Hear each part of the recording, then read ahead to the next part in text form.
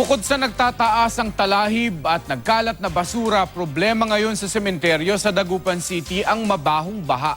Makibalita tayo kay Jasmine Gabriel Galban ng GMA Dagupan. Sa pagpasok sa Bunuan Bukid Cemetery sa Dagupan City, nagtataas ang talahib na agad ang sumasalubong.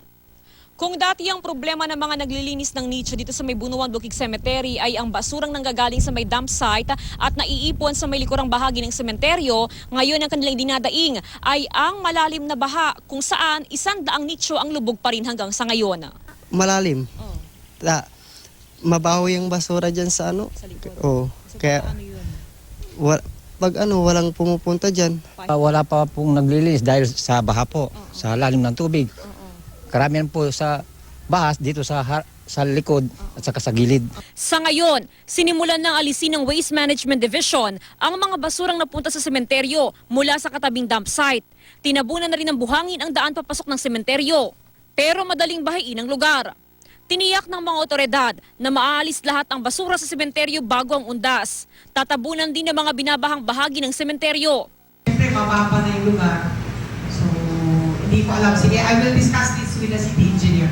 Baka pwedeng kumuha tayo ng tambak ko sa may silt na galing sa dredging. Ang mga taga-Lingayen, Pangasinan, nagsimula naman ng maglinis ng mga puntod ng mga yumaong mahal sa buhay. Si Mang Rolando, maaga na nagtabas ng damo sa puntod ng kanyang ama sa sementeryo sa Barangay Manibok. Dahil po sa para hindi po crowded, para madali pong makapaglinis, madali pong maglinis. Kumikitang kabuhayan naman ang tinututukan ng mga mag-aaral na nakabakasyon ngayon. Naglilinis daw sila ng puntod roon. Nag-aantay kami sa paglilinis. Ano pinagkakakitaan nyo? Opo. Magkano?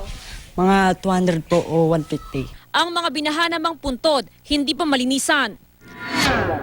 Sa ngayon, kasado na raw ang deployment plan ng Pangasinan Police para sa undas. We have considered yung mga areas na bibigyan natin ng pansin katulad ng mga sementeryo natin na mga malalapit sa mga kanayunan sa bayan kasi siyempre yun yung mga bottleneck ng mga traffic. Jasmine Gabriel Galban, Nagbabalita, Pilipinas.